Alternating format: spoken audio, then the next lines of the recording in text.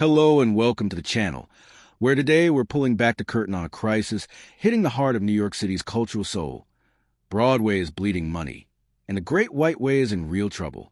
For over a century, Broadway has been the glittering jewel of American theater. Marquees blazing on 42nd Street, tourists pouring in from around the world, locals treating themselves to that once-in-a-lifetime night out. It's more than shows. It's an industry that pumps $15 billion into NYC's economy every year and employs 100,000 people. But behind the applause and standing ovations, producers are staring at a brutal reality. Almost none of the new musicals are turning a profit. This season was Broadway's highest grossing in a decade, over 14 million tickets sold. Yet not a single one of the 18 new musicals that opened had recouped its investment by late September. The math is grim. Only about 1 in 10 shows ever makes money back. 10 years ago, you could mount a musical for $13 million. Today, try $25 million and up. Boop! The Betty Boop musical cost $26 million and ran just 4 months without breaking even. Cabaret at the Kit Kat Club, Revival grossed nearly $100 million over 14 months and still closed in the red. So what's killing the golden goose? Skyrocketing costs on everything.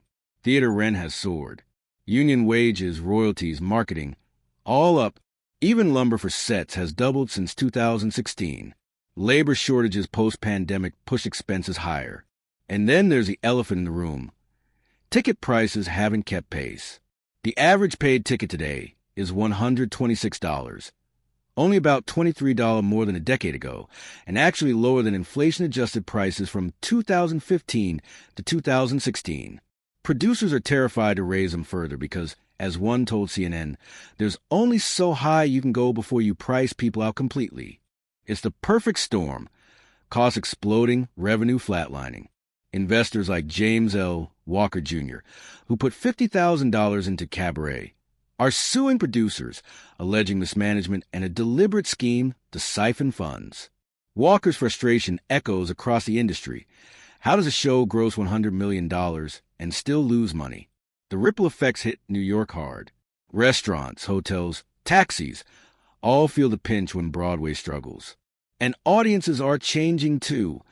Post-COVID caution, streaming competition, younger generations choosing cheaper entertainment. The magic is still there, but getting people through the doors at sustainable prices is tougher than ever. Yet, amid the gloom, there's innovation. Off-Broadway, shows like Masquerade, a $25 million immersive reimagining of Phantom of the Opera, are trying something radical.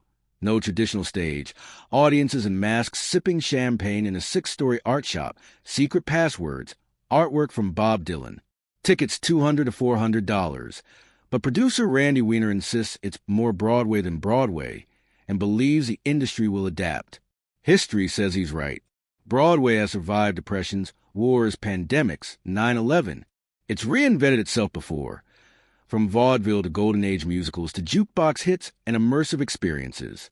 Producers are experimenting with shorter runs, dynamic pricing, digital lotteries, and new revenue streams. But the clock is ticking. Without change, smarter budgeting, creative pricing, or bold new models, more shows will close early, more investors will walk away, and that irreplaceable Broadway magic could dim. Because when a musical dies before recouping, it's not just money lost. It's dreams, jobs, art silenced. And New York without a thriving Broadway? Unthinkable. The show must go on, but at what cost? Drop a theater mask emoji if you love Broadway. A broken heart if rising prices keep you away. And let's talk solutions in the comments. Smash like to keep the spotlight on this crisis and subscribe, because Broadway's next act is being written right now. See you under the marquee. The lights are still bright. Let's keep them that way.